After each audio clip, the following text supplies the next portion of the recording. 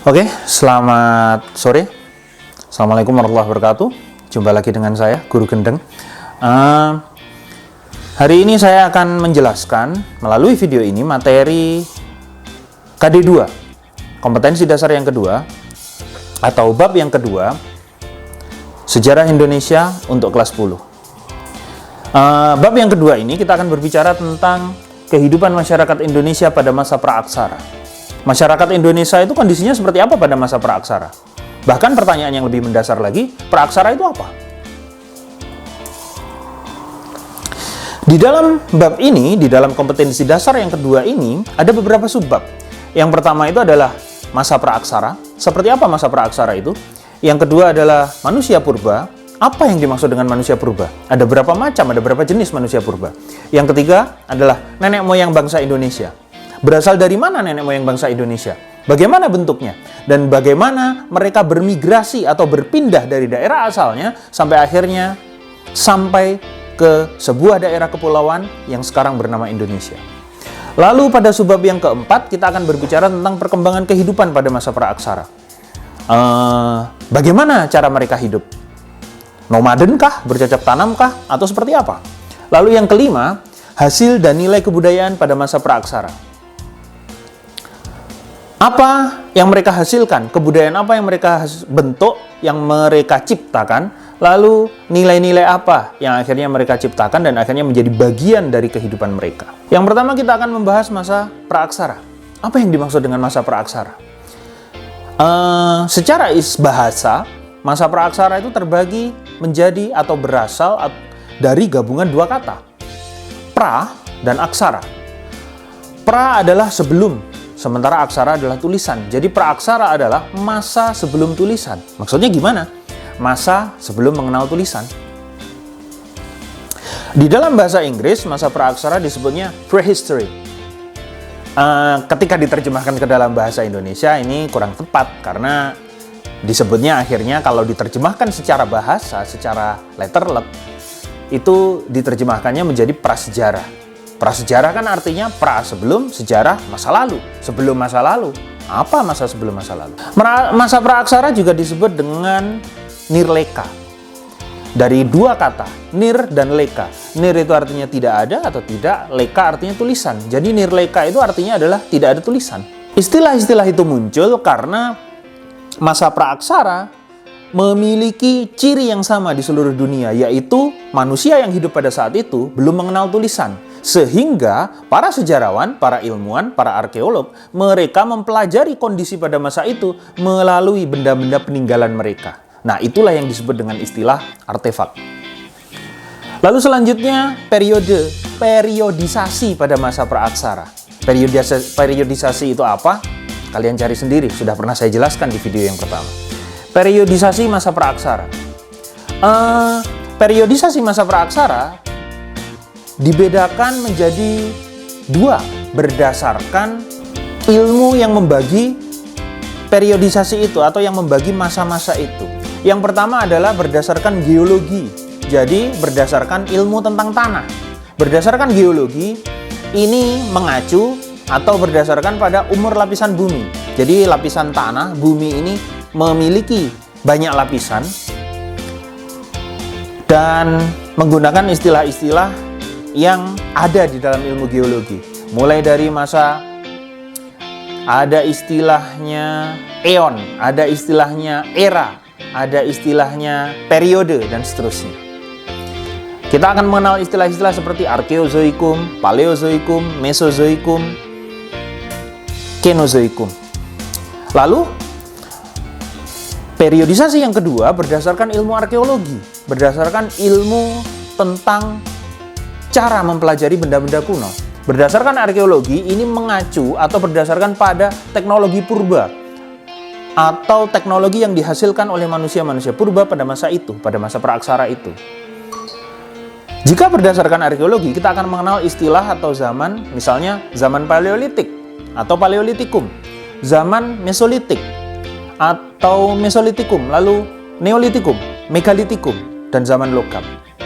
Sebenarnya ada juga zaman perunggu, cuma masyarakat di Nusantara tidak mengalami zaman perunggu itu, sehingga periodisasi yang berlaku di Nusantara itu langsung ke zaman logam atau zaman besi, tidak mempelajari zaman perunggu seperti yang dialami oleh masyarakat atau manusia purba di benua Eropa. Sekarang kita berbicara tentang manusia purba.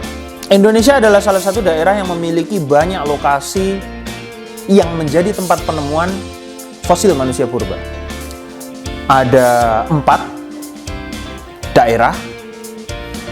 Mungkin ini bermacam-macam ya. Ada yang daerah itu adalah desa, sebuah desa, lalu ada sebuah kecamatan, lalu ada juga sebuah pulau. Yang pertama adalah daerah yang terletak di Jawa Tengah, namanya Sangiran. Sangiran ini kalau tidak salah adalah sebuah kecamatan bagian dari Kabupaten Sragen. Nah, di Sangiran inilah fosil manusia purba terbanyak ditemukan. Sampai akhirnya di situ didirikan Museum Purbakala atau Museum Manusia Purba, dan ini diakui oleh UNESCO. Koleksi Museum Purbakala di Sangiran itu adalah salah satu yang terlengkap di dunia. Lalu selanjutnya adalah Trinil.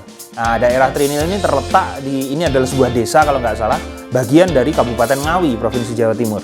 Di daerah Trinil ini juga banyak ditemukan fosil manusia purba. Salah satunya adalah Pithecanthropus erectus yang akhirnya namanya berganti menjadi Homo erectus sesuai dengan perkembangan ilmu pengetahuan terakhir dan kesepakatan ilmuwan terakhir. Lalu yang ketiga, fosil manusia purba ditemukan di daerah Wajak. Wajak ini sekarang menjadi nama kecamatan bagian dari Kabupaten Tulungagung. Nah, disitulah ditemukan Homo wajakensis. Lalu yang keempat, daerah keempat ini sekarang menjadi nama sebuah pulau, yaitu di daerah Flores. Di situ ditemukan Homo floresiensis, manusia purba terkecil yang ada di Nusantara. Lalu selanjutnya kita berbicara tentang jenis-jenis manusia purba di Indonesia. Manusia purba yang ditemukan di Indonesia terdiri atas beberapa jenis. Antara lain ada Meganthropus, ada Pithecanthropus, ada Homo sapiens. Yang pertama adalah Meganthropus. Fosil Meganthropus pertama kali ditemukan oleh von Koningswald di desa Sangiran sekitar lembah Sungai Bengawan Solo. Meganthropus merupakan manusia purba yang paling tua berdasarkan penelitian secara kimiawi terhadap fosil yang ditemukan oleh von Koningswald. Sesuai dengan namanya, Meganthropus dari 2 kata dalam bahasa Latin, mega artinya besar, anthropus artinya manusia, jadi manusia besar atau manusia raksasa. Nah, akhirnya karena ditemukan di Jawa, maka diberi nama Meganthropus paleojavanicus, manusia raksasa tua yang berasal dari Jawa. Fosil yang ditemukan oleh von Koningswald ini adalah berupa fragmen atau pecahan rahang bawah, lalu gigi, dan rahang atas. Dari hasil penemuan fosil tersebut diperkirakan bahwa manusia purba ini memiliki ukuran yang sangat besar, seperti yang sudah saya jelaskan tadi, Meganthropus. Oleh karena itu fosil ini dinamakan Meganthropus paleojavanicus. Manusia purba yang bernama Meganthropus paleojavanicus ini diperkirakan hidup antara 1-2 juta tahun yang lalu. Fosil Meganthropus yang sudah ditemukan oleh para ilmuwan itu jumlahnya masih sangat sedikit. Karena itu, bagaimana cara hidup Meganthropus paleojavanicus, hasil budaya yang dihasilkan, lalu bagaimana proses perpindahan mereka, apakah mereka itu selama masa hidupnya mereka hidup nomaden atau pernah sampai pada masa bercocok tanam, itu masih belum ditemukan oleh para ilmuwan sampai sekarang. Manusia purba yang kedua adalah Pithecanthropus. Nama lengkapnya Pithecanthropus erectus. Merupakan jenis manusia purba yang paling banyak fosilnya ditemukan di Indonesia. Sisa-sisa kehidupan Pithecanthropus erectus dapat ditemukan di Mojokerto, Gedung Brubus, Trinil, Sangiran, Sambung Macan, dan Ngandong. Semua tempat yang sudah saya sebutkan tadi itu ada di delta atau tepi Bengawan Solo. Ini juga sekaligus menunjukkan bahwa manusia tidak bisa terlepas dari air, karena itu ada teori yang namanya aquaculture, bahwa kebudayaan air itu pasti terjadi, di mana manusia membentuk peradaban, membentuk kebudayaan dekat dengan sumber air, sumber kehidupan mereka. Beberapa jenis Pithecanthropus yang ditemukan di Indonesia disesuaikan dengan tempat penemuannya adalah Pithecanthropus mojokertensis, Pithecanthropus soloensis, dan Pithecanthropus wajakensis. Namanya dari kata pite atau pitekan artinya kera, dan anthropus artinya manusia kera, erectus, tegak, jadi manusia kera yang berjalan tegak. Dan ini akhirnya direvisi oleh para ilmuwan karena penyebutan ini kurang tepat, karena secara fisik dan secara DNA itu sudah berbeda dengan kera. Karena itu akhirnya para ilmuwan lebih banyak menyebutnya tidak Pithecanthropus lagi, tapi Homo erectus. Seperti yang sudah dijelaskan di slide sebelumnya, Pithecanthropus ini jenisnya sangat banyak. Yang pertama kita bahas adalah Pithecanthropus mojokertensis. Ini adalah jenis Pithecanthropus yang paling tua di Indonesia. Ditemukan oleh von Königswald, lagi-lagi orang Jerman ini, di Mojokerto pada tahun 1936.